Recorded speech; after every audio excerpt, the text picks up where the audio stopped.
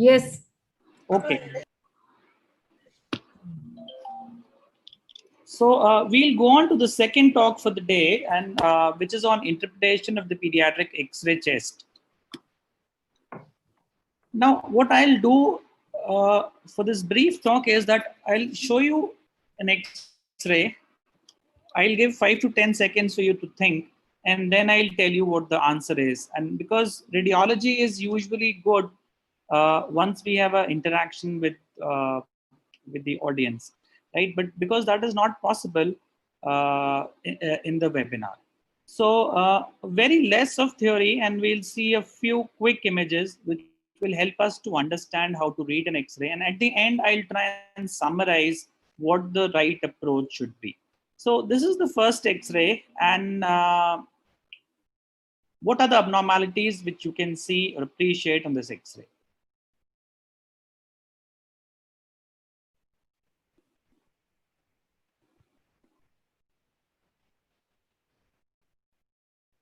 Okay. Now, if you look at this X-ray carefully, then you might appreciate a bit of hyperinflation on the right side and even on the left side, right? But what else is abnormal? So I think the most important thing which we have to realize is that on the X-ray which you see on the left side of your screen shows a marker on the wrong position. So this X-ray is actually put the wrong way.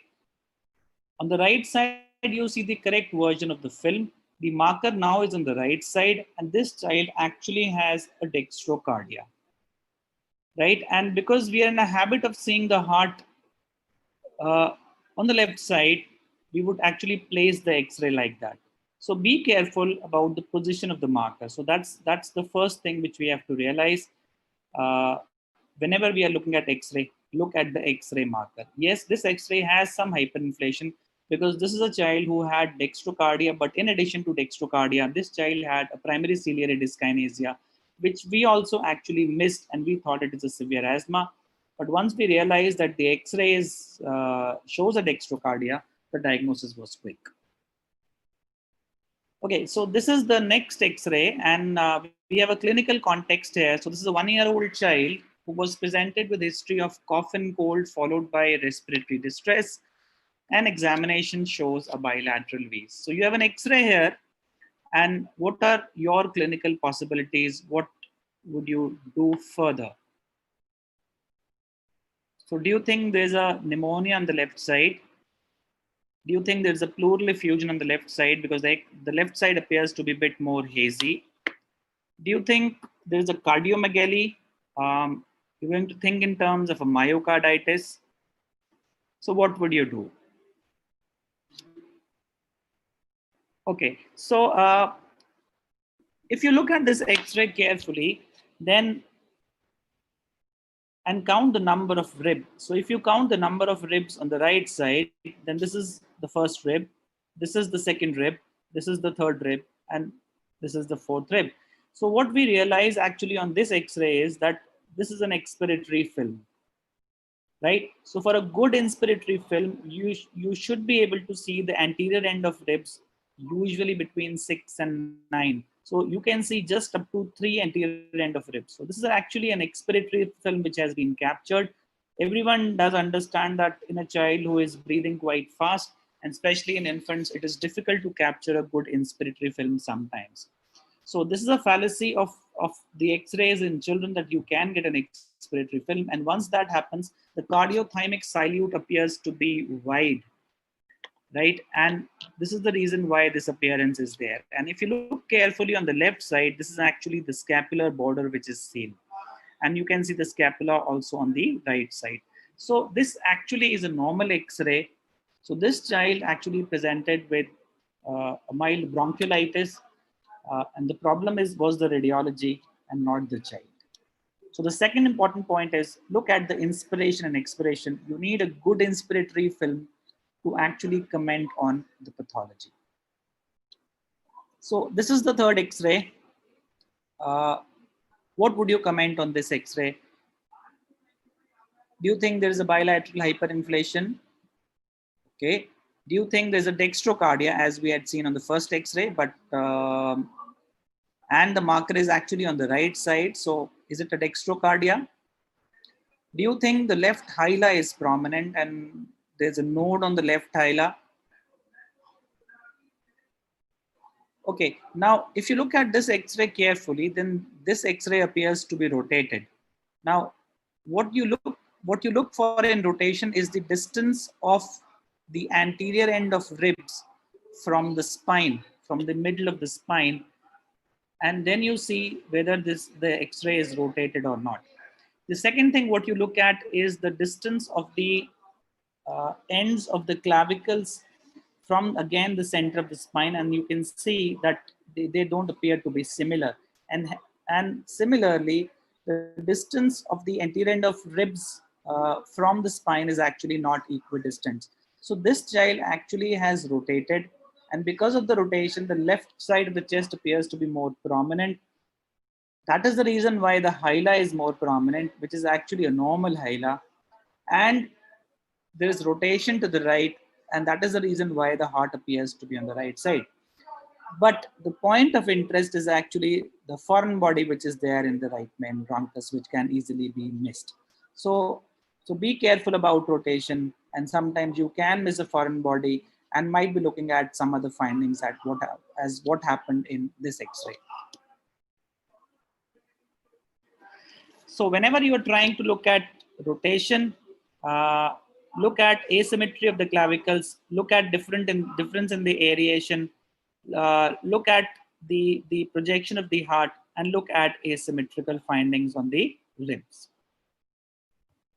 Now, this is the third X-ray, and so this is a 12 years old girl who has fever off and on, is afebrile for the past 10 days now. So fever off and on for 2 months. Now afebrile, has no anorexia, no weight loss, no contact with TB, and has a positive MAN2. So what would you comment on this X-ray?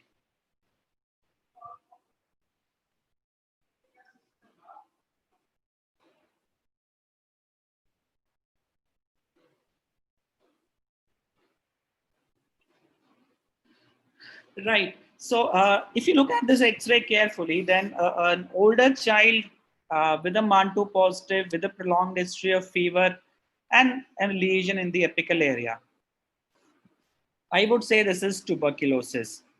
Well, do you have any doubts about this? Okay.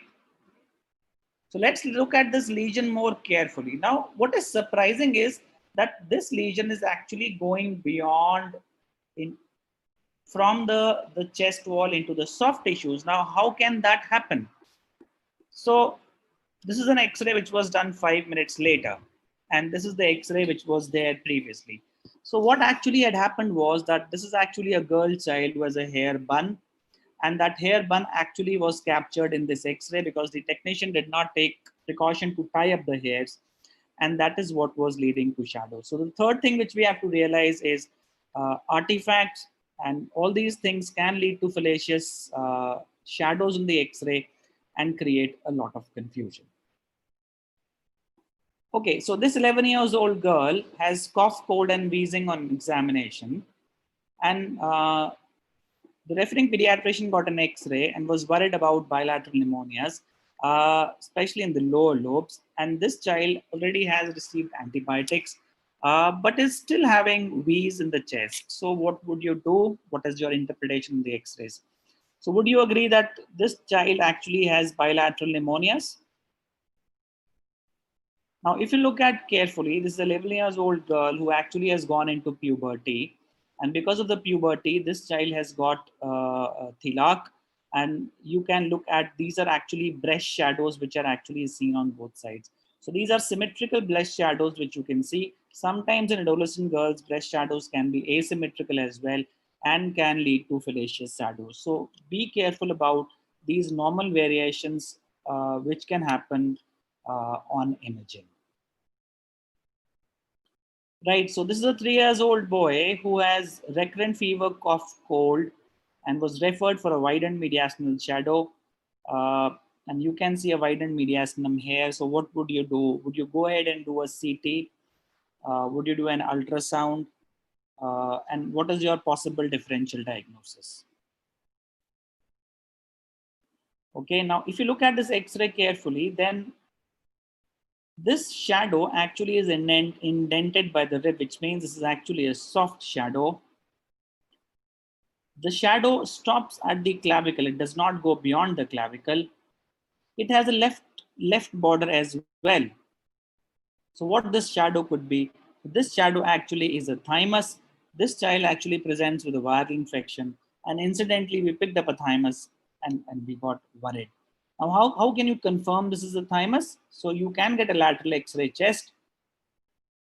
Do you have something on the anterior X-ray as well, the AP view as well? Yes. A sharp inferior border, a sharp border on the lateral side. You can see a strip of the parenchyma, which can be seen, and it is a part of the cardiothymic salute, which you can see. And this is seen in the anterior mediastinum, which is very well appreciated on the lateral X-ray. If you still have a doubt, what you can do is that you can put an ultrasound probe, and it leads to a very classical starry sky appearance, which is seen on the thymus, and you can confirm it. Now, this thymus can be of different shapes, it can be of different sizes. So it can give you something known as a wave sign, where actually you find that at multiple places the ribs are actually indenting the thymus. There can be cardiac notches. There can be a classically known as a sail sign, and sometimes it can appear like this, and it just appears like a pneumonia, but it is actually a thymus, and it goes up to the periphery. Now let's look at this set of X-rays, and the question is that where do you think this lesion is? Do you think this lesion is in the middle lobe, in the lower lobe? Where is this lesion? So we do all to understand that we have a patch of pneumonia here, which can be acute, it can be long-standing pneumonia. Now, sometimes you have a question whether what lobe of lung is involved, and the lateral X-rays actually help us to understand what this lobe is. But this lobe can, on a frontal X-ray, this can be there in the upper lobe, or this can be there in the middle lobe or the lower lobe. So let's see a graphical representation. So usually the upper lobe will be involving this area of the lung. So obviously in this X-ray, it is difficult to be in the upper lobe, but the middle and the lower lobes are actually superimposing on a PA film. So this shadow could be in the middle or the lower lobe. Then how do you distinguish further? Your lateral X-rays actually help you to distinguish between the middle or the lower lobe. So on the lateral film, the middle lobe is on the cardiac salute, while the lower lobe is actually posteriorly, and that will help you to decide. So the additional benefits of a lateral film is that it allows the evaluation of Hilar, which is otherwise difficult due to overlying pulmonary vessels and mediastinal structures. It helps you in doubtful cases of mediastinal adenitis, and I'll show you a case for this. It picks up 20% of additional cases, and obviously you can look at the retrocardiac part of the lower lobe, and sometimes miliary shadows are better seen on a lateral X-ray. So on this X-ray, actually this lesion is superimposing on the cardiac salute. So this lesion is actually in the middle lobe. Now, how about this X-ray? So do you think there is a effusion on the left side? Do you think there's a consolidation on the left side? Or do you think there's a collapse on the left side? And how do you make out that? Now, if you look at this X-ray carefully, then where is the heart? So the heart actually has shifted onto the heart actually has shifted on to the left side. Why? Because the left lung has collapsed. And if you look at this carefully, then the left diaphragm is pulled up. The right diaphragm is pushed down because the other lung is actually hyperinflated. So it is actually a collapse of the left lung. Now that might be because of anything, that might be because of a consolidation, that might be because of a foreign body or so on. But the finding on the X-ray shows that this is a collapse of the left side of the lung. If it is an effusion, then the heart actually would be shifted on to the opposite side because it is a space occupying lesion. If it is a consolidation only, then there would not be any shift in the mediastinum.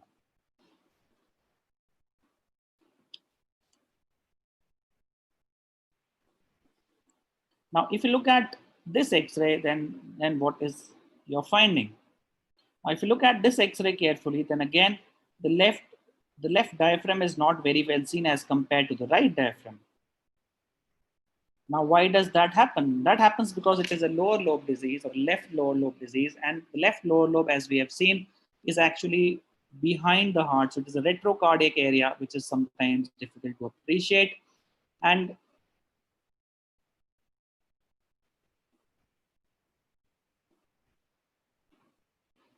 this, there is a margin which you can appreciate here. So that is the collapsed left lower lobe, which is seen, and the heart is actually seen shifting to the left side. So this is a left lower lobe collapse, which we can appreciate. And this is a closer look where you can see the collapsed lung going like this. So this is how a left lower lobe collapse appears. So it is because it is retrocardiac, sometimes it is difficult to appreciate. Now, if you have adjacent structures, then actually when you take an image, then they merge to each other, and the shadows are not or they cannot be distinguished, and that is what is called as a silhouette sign. But if you have two structures which are distant, then even if you take a shadow, then you will be able to make out the difference in the grayness, and hence it is easier to pick out which lobe is involved uh, on the X-ray. So to show you some examples, if you look at this X-ray, then there's a saluting of the left cardiac border, which means there's involvement of the lingula and the left diaphragm as well. So there's involvement of the left lower lobe as well. Now on this X-ray, the diaphragm, lower lobe diaphragm is very well seen, but the right cardiac border is not well seen. So this is actually lesion in the right middle lobe.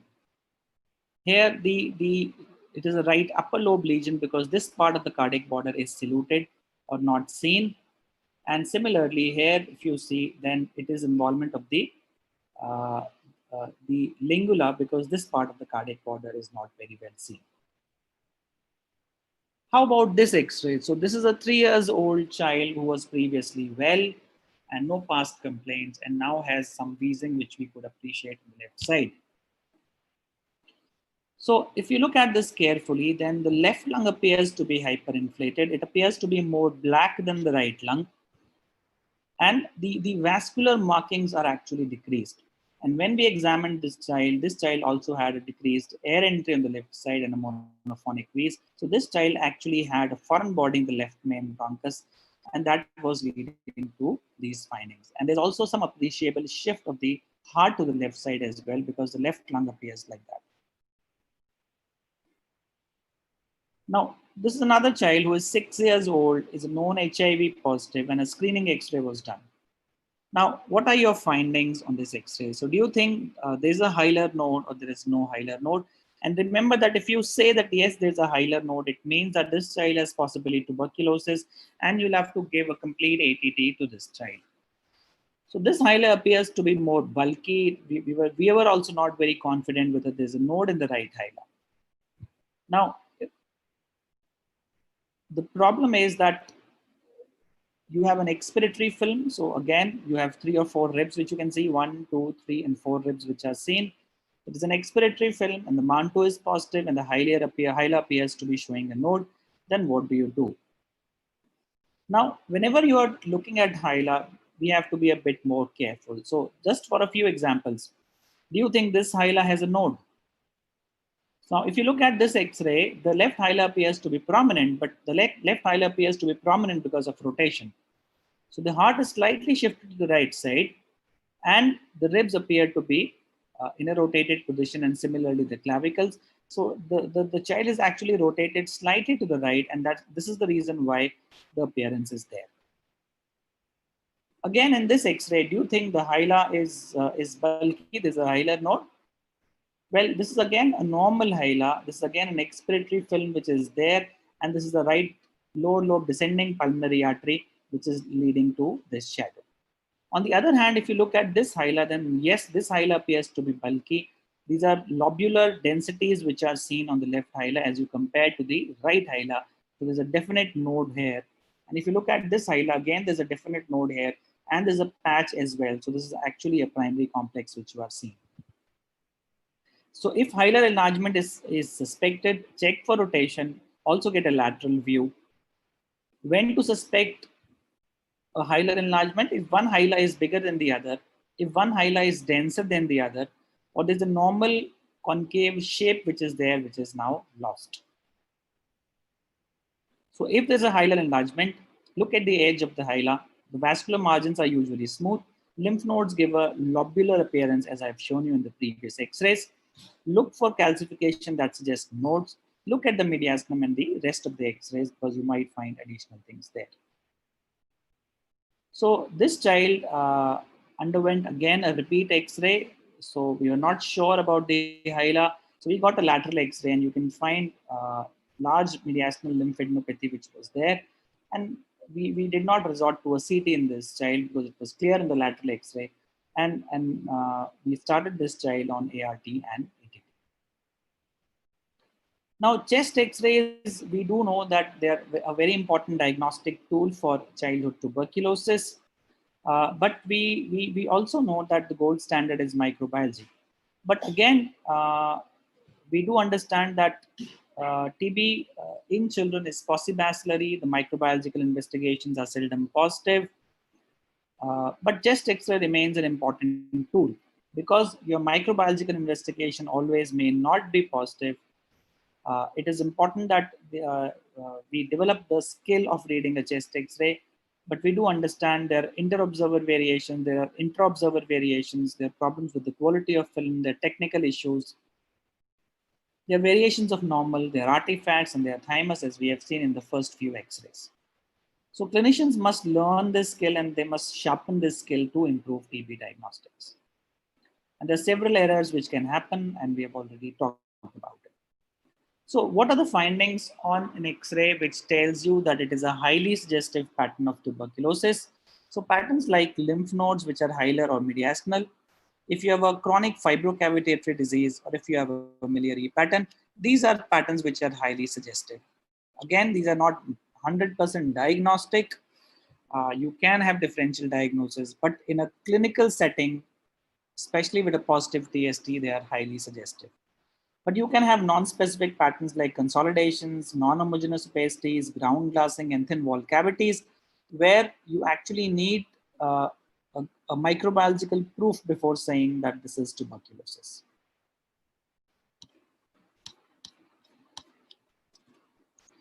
Now, these are few examples of typical tuberculosis. So left hilar node and a consolidation, so primary TB. Again, again, mediastinal lymphadenopathy, paratracheal lymphadenopathy on both sides with some compression of the X-rays, a progressive primary disease. A hilar node and a right paratracheal node. So again, a primary TB, a classical miliary pattern, a chronic fibrocavitary adolescent-like disease. And you have a consolidation here, and within a consolidation, you have thick walled cavity, which is again suggestive of tuberculosis. So how about this X-ray? So this child presented with an episode of hemopsis, and it was reported like a bronchiectasis. So what is your take on this X-ray? So we actually thought that this child has a lesion here. It appears to be a cavitatory lesion, and on closer look, you can see that this appears to be a cavitation, and the gene expert was positive. Sputum cultures was positive in this case. How about this child? So this child actually presented with long history of fever and weight loss. And if you look at this carefully, then there is a patch here. But if you also appreciate that you have a right hilar node and a trine bud opacity, which is seen very well on the X-ray, then you can diagnose this as tuberculosis. And this is the X-ray after clearance, and you can see that these lesions actually have regressed, and the node size also has regressed post-treatment. How about this X-ray? So this is an 8 years old girl who presented to us with fever for 3 weeks, a persistent fever, 4 kgs of weight loss, and all the usual investigations were negative. Now, once we looked at this X-ray carefully, we thought that there's actually a miliary pattern which is seen. The small nodules which are seen on the X-ray. Because of some confusion, we had to resort to a CT. And if you look at this CT, then the whole lung parenchyma is actually studded with miliary nodules. So these are some atypical manifestations of tuberculosis where things can be confusing, but radiology will help you to make a diagnosis. Another child, what do you find here? So actually in this child, you find a large paratracheal node, but you also find a large hilar node, and there's a compression to the airway. So a very well compression to the airway can be appreciated in this film. So again, this child had a progressive primary tuberculosis. So what are the findings on this X-ray?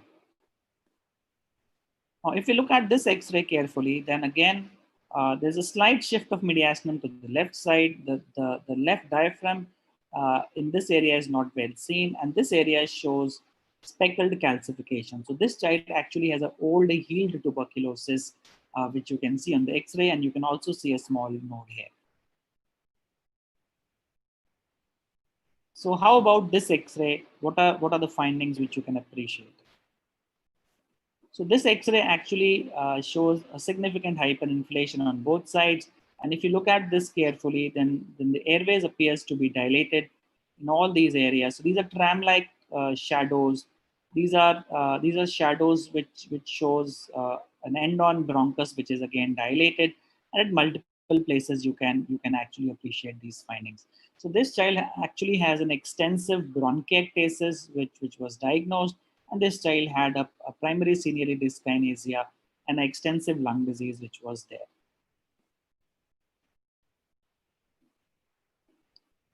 So how about this X-ray? So this child has repeated cough, colds, and fever.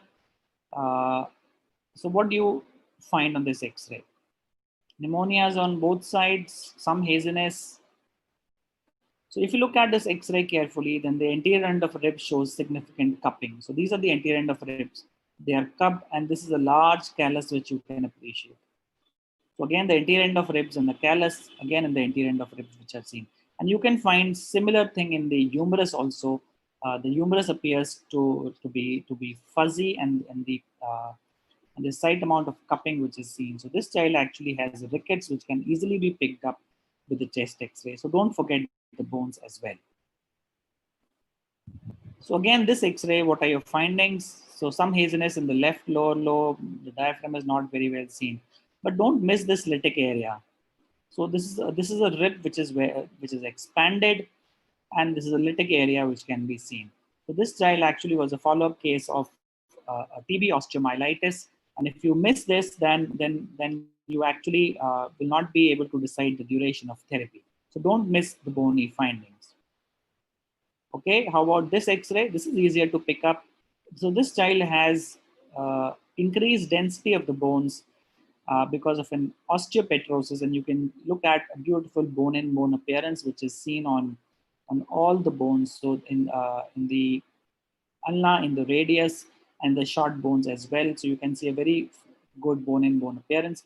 So this child actually had an osteopetrosis, and this is the reason why the bones appear to be very coarse. So let's summarize the rules again. So always check the basic information, check the name of the patient. So does this X-ray actually belong to this patient? You might be seeing an X-ray of any other patient. That can happen in busy centers. Look at the date of examinations. Are you looking at the current X-ray or an old X-ray? Look at the side markings. Look at projection. Is it a supine film or an erect film? Is it an AP film or a PA film? Look at the phase of respiration. Is it an inspiratory film or an expiratory film? Look at the presence of rotation.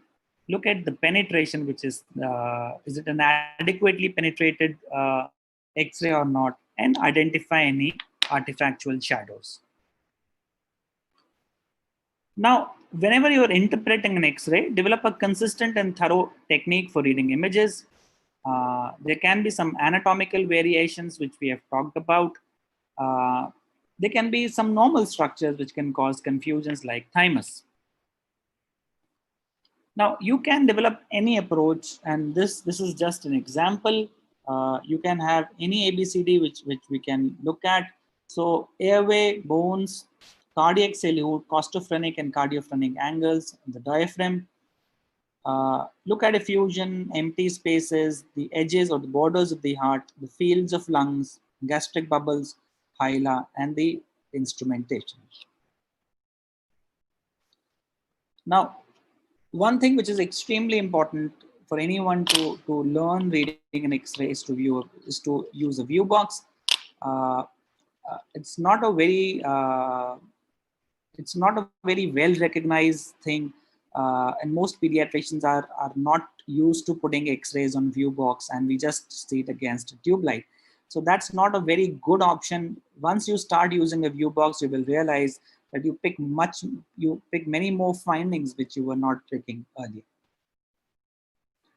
And obviously, a bad quality X-ray is something which will misinterpret things. So good quality, well-penetrated, well-centered X-ray is the prerequisite to correct interpretation of any X-ray. Also, arrange and compare with the previous and the serial radiograph. So take some time, put the X-rays into a sequence, and then you see what has been happening to a particular lesion, and always interpret a radiograph with clinical settings. So we are not radiologists, we are all clinicians, and it is extremely important that a radiograph is interpreted in the clinical findings. So identify the abnormal radiological signs by systematically reviewing all regions and try and suggest the most likely diagnosis or differential diagnosis, which is based on observed radiological signs and clinical features. So thank you very much. We end here. And if there are any questions, then I'll be happy to take them.